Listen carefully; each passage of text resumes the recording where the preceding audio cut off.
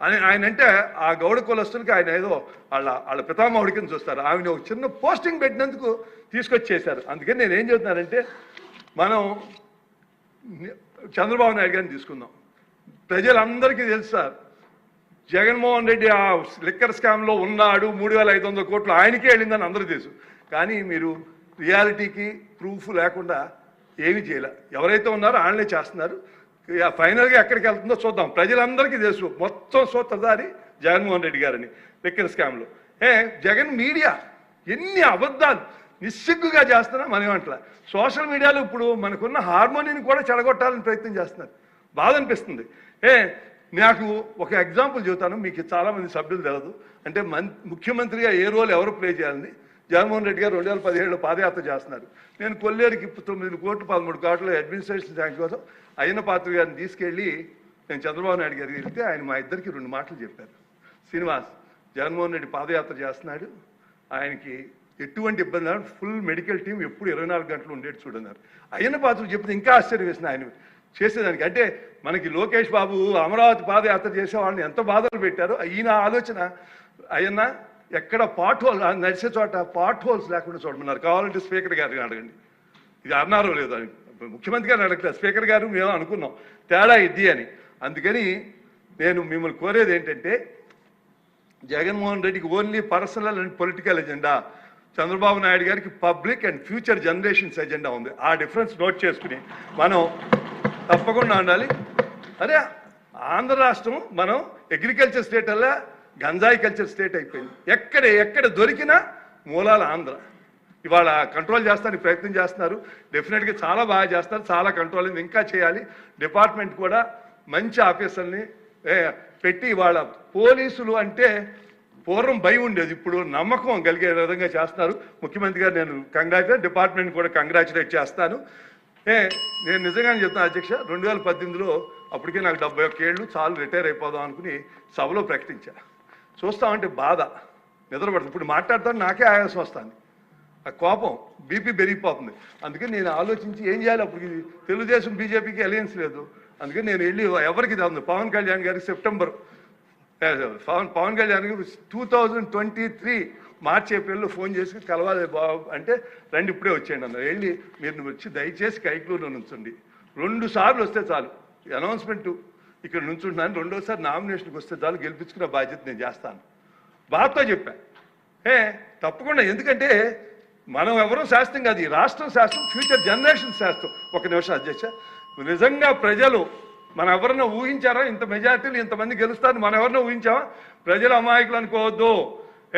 164 సీట్లు ఇచ్చారు. దాంట్లో ఇవాళ జగన్మోహన్ రెడ్డి వచ్చి ఏమీ తెలవనట్టు మాట్లాడుతున్నాడు.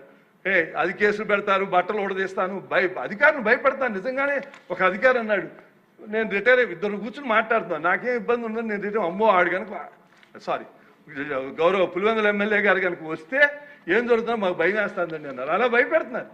దయచేసి ఒకటి గుర్తుంచుకోండి, ప్రజల అమాయకులు కాదు. ఒక్కసారి గుర్తు చేసుకుని ఆయన మనం కూడా గుర్తు చేయాలి. పబ్లిక్ మెమరీస్ షార్ట్, అందుకని గుర్తు చేయాలి. అలాగే పెద్దలు చెప్పినట్టు justice delayed is justice denied.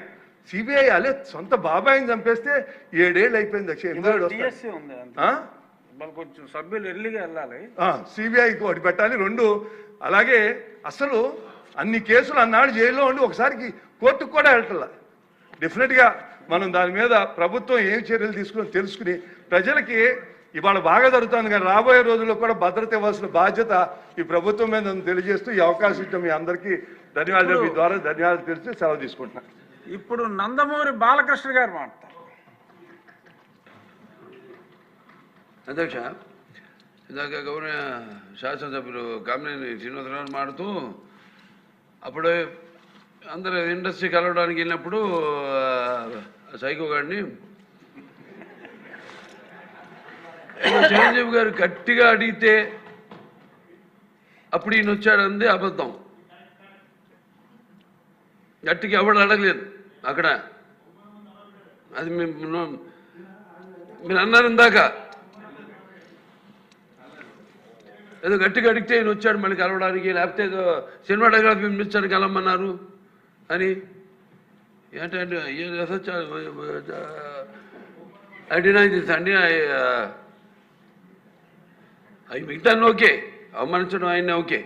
ఏదో ఆయన పెద్ద గట్టిగా చెప్తే ఆయన దిగి వచ్చాడంట కలవడానికి, లేకపోతే సినిమాటోగ్రఫీ మినిస్టర్ని కలవమన్నా అంట. మనం కూడా నాకు ఇన్విటేషన్ వచ్చింది ఇక్కడ ఫిల్మ్ డెవలప్మెంట్ ఒక లిస్ట్ తయారు చేయమని. నాది 9వ పేరు వేశారు. అది ఎవరో ఈయన నేను అడిగాను కూడా, దుర్గేష్ గారిని కూడా అడిగాను, గౌరవ సినిమాటోగ్రఫీ మంత్రి కూడా అడిగాను నేను, ఎవడో వేసిందని. The respect a human being, even be opposition or us. 9వ పేరు వేశారు.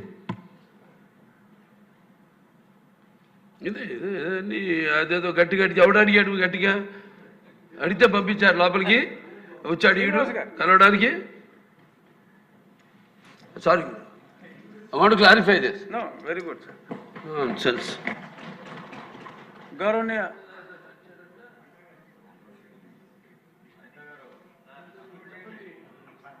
అయిపోయింది.